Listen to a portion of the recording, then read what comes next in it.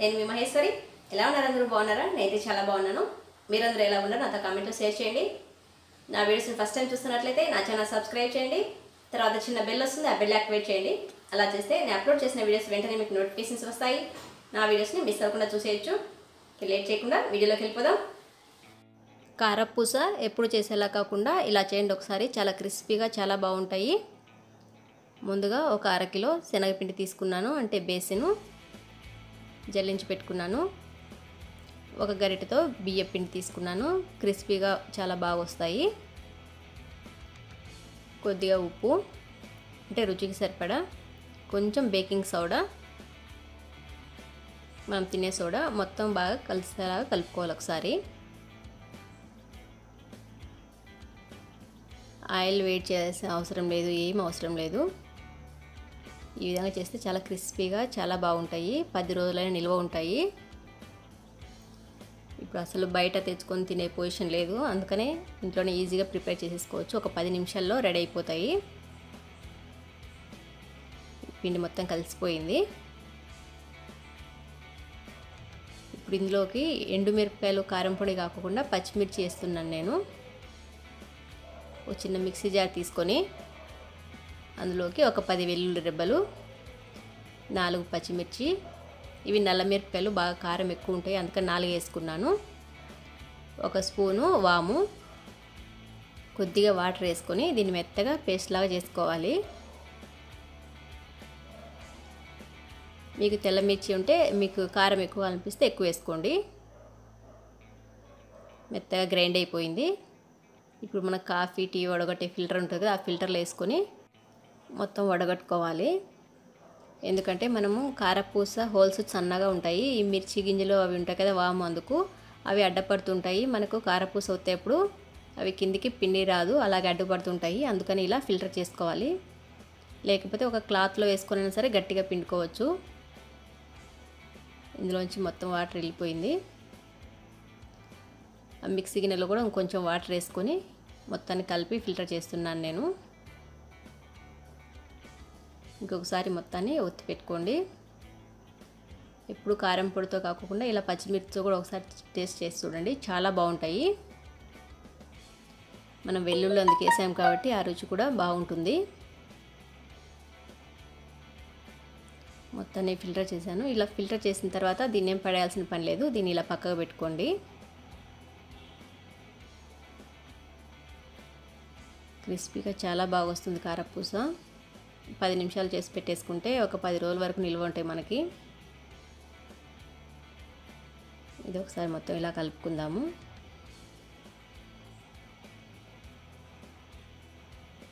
కొంతమంది వేడి నీళ్ళు అందుకు వేసి కూడా కలుపుకుంటుంటారు క్రిస్పీనెస్ కోసము. కొద్దిగా పసుపు,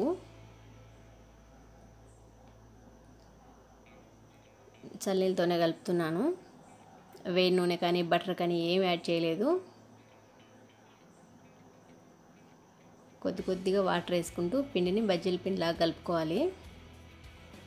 పిండిలో అస్సలు ఉండలు ఉండకూడదు, ఉండలు లేకోకుండా చాలా సాఫ్ట్గా కలుపుకోవాలి. రెడీ అయిపోయింది పిండి. చూడండి, ఎక్కడెక్కడైనా ఉండలు లేకోకుండా ఇలా కలుపుకోవాలి. ఈ విధంగా ఉంటే సరిపోతుంది.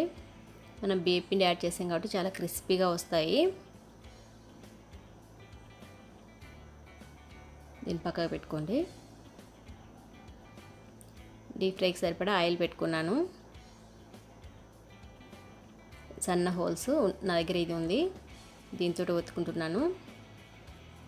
చాలా బాగా వస్తుంది. అదే సేవ్ ఉంటుంది కదా, అది.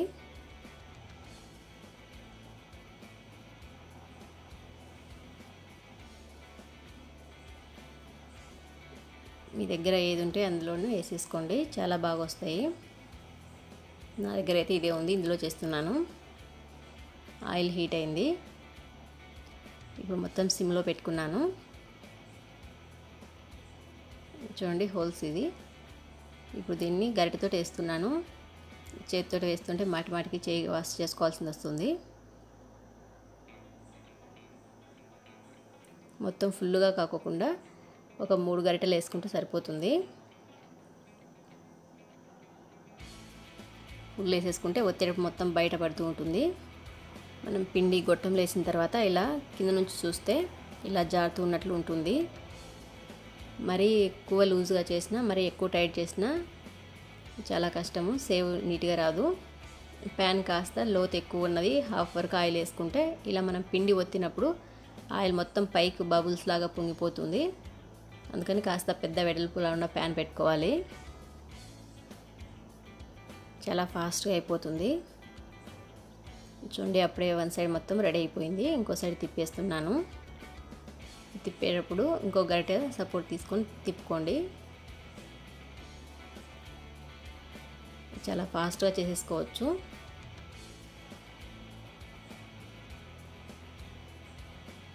రెడీ అయిపోయిందండి కారపూస. చూడండి, క్రిస్పీగా చాలా నీట్గా వస్తుంది. దీన్ని తీసి పక్కకు పెట్టుకుందాము. అలాగే పిండి మొత్తాన్ని వేసేసుకోవాలి. మీకు దగ్గర నుంచి చూపిస్తాను చూడండి. ఒత్తి ఇలా ఫాస్ట్గా తిప్పేసుకోవాలి. ఆయిల్ మొత్తం పైకి వచ్చి ఇలా మొత్తం కిందికి వెళ్ళిపోతుంది. చూడండి, ఎలా ఎప్పుడైతే ఆయిల్ ఇలా మొత్తం కిందికి అయిపోతుందో అప్పుడు తిప్పేసుకోండి, కింద ఫ్రై అయినట్లు. మనకు రెండు సైడ్లు మంచి కలర్ వచ్చే వరకు ఫ్రై చేసుకోవాలి. లో ఫ్లేమ్లోనే పెట్టుకోవాలి. హై ఫ్లేమ్లో పెట్టేస్తే తొందరగా కలర్ వచ్చేస్తుంది, చాలా మెత్తగా ఉంటుంది, క్రిస్పీగా అవ్వదు.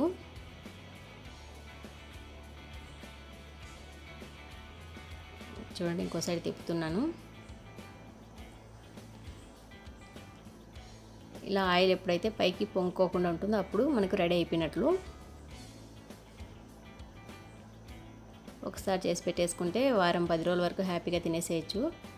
చిన్నపిల్లలు ఉంటే 2-3 రోజులు మొత్తం తినేస్తారు. బయట కొనే పని లేకుండా ఇంట్లోనే ఈజీగా ప్రిపేర్ చేసుకోవచ్చు. కారపూస మొత్తం రెడీ అయిపోయింది కదా. ఇప్పుడు పైన కొద్దిగా పచ్చికరివేపాకును ఫ్రై చేసేసుకుందాము. ఇలా గరిటలో పెట్టుకొని పెట్టేసుకోండి. డైరెక్ట్ ఆయిల్ వేసేస్తే మొత్తం చిట్లు అవుతుంది, మీద పడుతుంది. దీన్ని తీసి కారపూస మీద వేయండి. అచ్చం మనం బయట తెస్తే ఎలా ఉంటుందో ఆ విధంగా ఉంటుంది. రెడీ అయిపోయిందండి కారపూస. చూడండి, చూడడానికి ఎంత బాగుందో. అచ్చం మనము స్వీట్ షాప్లో బయట కొన్నట్లే ఉన్నాయి కదా. రౌండ్గా పర్ఫెక్ట్గా చాలా బాగా వచ్చాయి. మీరు కూడా తప్పకుండా ట్రై చేసి ఎలా వచ్చాయో కామెంట్ చేయండి నాకు. 1/2 కిలో పిండికి ఎంత కారపూస అయిందో చూడండి. దీన్ని పక్కగా పెట్టుకుందాము. మొత్తం చల్లారనిద్దాము. మొత్తం పిండి వత్తలేదు, కొద్దిగా ఉంచాను నేను. బయట వర్షం పడుతుంది చల్లగా, అందుకే వేడివేడి పకోడీ చేద్దామని అనుకున్నాను. ఈ పిండిలోకి 2 ఉల్లిపాయలు, పెద్ద సైజు ఉల్లిపాయలు సన్న కట్ చేసి వేసుకున్నాను. ఆల్రెడీ మనము కారపూస చేసేప్పుడు పచ్చిమిర్చి వేసాం కాబట్టి ఇందులో పచ్చిమిర్చి ఏం వేయలేదు. ఆ పిప్పి మనం ఉంది కదా గంటలో, దాన్ని మొత్తం ఇందులో వేస్తున్నాను నేను. క్రిస్పీనెస్ సరిపోతుంది. ఇంకా కారం పొడి అది ఏమి యాడ్ చేయాల్సిన అవసరం లేదు. ఉప్పు అది కూడా సరిపోతుంది, మనం ఏం పిండి యాడ్ చేయలేదు కాబట్టి.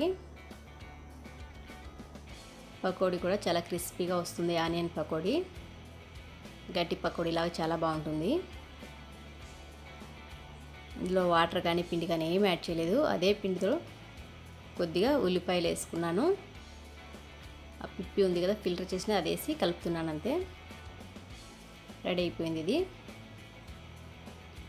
ఆయిల్ కూడా అలాగే వేడిగా ఉంది కాబట్టి స్టవ్ ఏం ఆఫ్ చేయలేదు. ఇప్పుడు దీన్ని పకోడీలాగా వేసేసుకోవడమే. అప్పటికప్పటికి స్నాక్స్ రెడీ. వారం 10 రోజులకు సరిపడా స్నాక్స్ కూడా రెడీ అయిపోయింది. ఒక 10-15 నిమిషాలు టైం కేటాయించుకుంటే ఈజీగా ప్రిపేర్ చేసేసుకోవచ్చు. వర్షం పడుతున్నప్పుడు వేడివేడి పకోడీ తింటే ఆ మజాయే వేరు. పకోడీ కూడా రెడీ అయిపోయింది. దీన్ని ఒక ప్లేట్లోకి తీసి పెట్టుకుందాము. చూడండి, క్రిస్పీగా చాలా బాగున్నాయి. ఈ కారపూస మొత్తం చల్లారింది. దీన్ని ఇప్పుడు ఒక బాక్స్లోకి తీసి పెట్టుకుందాము. నేనైతే ఈ గాజు డబ్బాలో చేస్తున్నాను. ప్లాస్టిక్ దాంట్లో కానీ లేకపోతే ఇలా గాజు దాంట్లో కానీ పెట్టుకోండి. స్టీల్ డబ్బాల్లో వేసేసుకుంటే వర్షాలు పడుతూ చల్లగా ఉంది కాబట్టి వాతావరణం మెత్తగా అవుతాయి, క్రిస్పీగా ఉండవు. అందుకనే ఇందులో వేస్తున్నాను. చూడండి ఇలా ముట్టుకోగానే మొత్తము విరిగిపోతున్నాయి, ఎంత క్రిస్పీగా ఉన్నాయో. రుచి కూడా చాలా బాగున్నాయి. మా పిల్లలు అప్పుడే టేస్ట్ చేశారు. ఇందులో సరిపడా వేసుకున్నాను. ఇలా గాలి దూరకుండా గట్టిగా లిడ్ ఉన్నది క్లోజ్ చేసి పెట్టుకోండి. హ్యాపీగా వారం 10 రోజులు తినేసేయచ్చు. ఆల్రెడీ తినేశారు. ఇది కూడా ఇది కొంచెం బయట ఉంది. ఈ మురుమురాలు ఒక డబ్బాలో తీసుకున్నాను కొద్దిగా. ఇందులో ఈ మొత్తాన్ని కారపూసను వేసుకొని కలుపుకున్నాం మొత్తం ఒకసారి. ఇది రాయలసీమ ఫేమస్ అండి, బొరుగులు కారాలు అంటారు. ఇలాగే తినేసేయచ్చు. ఇందులో ఇంకా పల్లీలు, వేయించిన పల్లీలు, పుట్నాల పప్పు ఇలా అవి కూడా కలుపుకొని తినేసేయచ్చు. బూందీ కానీ ఇలా మిక్చర్ కానీ లేకపోతే ఇలా కారపూస కానీ ఏదైనా చాలా బాగుంటుంది మురుమురాలతోటి. మీరు కూడా ట్రై చేసి చూడండి ఒకసారి, తప్పకుండా నచ్చుతుంది, చాలా బాగుంటుంది. ఇలా చేసి డబ్బాలో పోసి పెట్టుకొని పిల్లలకి ఎప్పుడు ఆకలి అవుతుంది అనుకుంటే, ఎప్పుడు తినాలనిపిస్తే అప్పుడు పెట్టేసేయచ్చు హ్యాపీగా. మనం అప్పటికప్పటికి ఏం వండాల్సిన పని లేదు. వీటిని ఇలాగైనా తినేసేయచ్చు, లేకపోతే ఒక ఉల్లిపాయ ముక్కలు లేకపోతే టమాటాలు కొంచెం నిమ్మరసం పెట్టుకొని ఈవినింగ్ స్నాక్స్ లాగా చాలా బాగుంటుంది, చాట్ లాగా. పిల్లలకి ఆన్లైన్ క్లాసెస్ అవుతున్నాయి. అయితే ఎవ్రీ మంత్ వీళ్ళకి స్కూల్లో ఎవ్రీ మంత్ ఒక యాక్టివిటీ అనేది ఉంటుంది. అయితే 8th, 9th, 10th 3 క్లాసెస్ కలిపి ఒకటే యాక్టివిటీ ఉంటుంది. ఎవ్రీ మంత్కు ఒక యాక్టివిటీ. అయితే ఈసారి యాక్టివిటీ ఏంటంటే ఆర్గామీ యాక్టివిటీ. అంటే ఒక పేపర్ A4 సైజ్ పేపర్లో ఉంటుంది కదా, ఆ పేపర్ని సిజరు, ఫెవికల్స్ ఏవి వాడుకోకుండా ఏదైనా ఒక డయాగ్రామ్ రావాలి. అయితే మా పిల్లలు ఇద్దరు పార్టిసిపేట్ చేశారు. ఒకరేమో డైనోసారు, అలాగే ఇంకోటి డ్రాగన్ చేశారు. అవి ఎలా ఉన్నాయో చూడండి ఒకసారి. అయితే స్కూల్స్ ఏం లేవు కదా, ఆన్లైన్లోనే వాళ్ళ ఇంట్లో పార్టిసిపేట్ చేస్తుంటే మేము వీడియో రికార్డ్ చేసి వాళ్ళ స్కూల్కి మళ్ళీ సబ్మిట్ చేయాలి. వాళ్ళకి ఒక హెడ్ ఉంటారు కదా, ఆ హెడ్కి సబ్మిట్ చేయాలి వాట్సాప్ నెంబర్కి. అది నేను వీడియో తీసి పెట్టాను. అదే వీడియో ఇప్పుడు మీతో షేర్ చేసుకుందాం అనుకుంటున్నాను. ఒకసారి చూడండి, నచ్చితే కన్నా ఒక లైక్ చేయండి.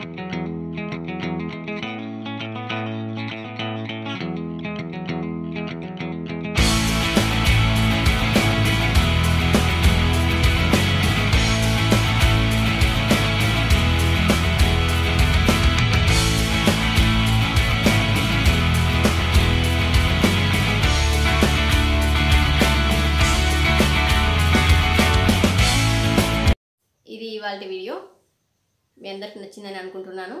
మరిన్ని వీడియోస్ని మిస్ అవ్వకుండా చూడాలంటే నా ఛానల్ సబ్స్క్రైబ్ చేయండి. మీ ఫ్రెండ్స్ అండ్ ఫ్యామిలీ మెంబర్స్కి షేర్ చేయండి. సబ్స్క్రైబ్ చేయడం మాత్రం మర్చిపోకండి. Thank you for watching.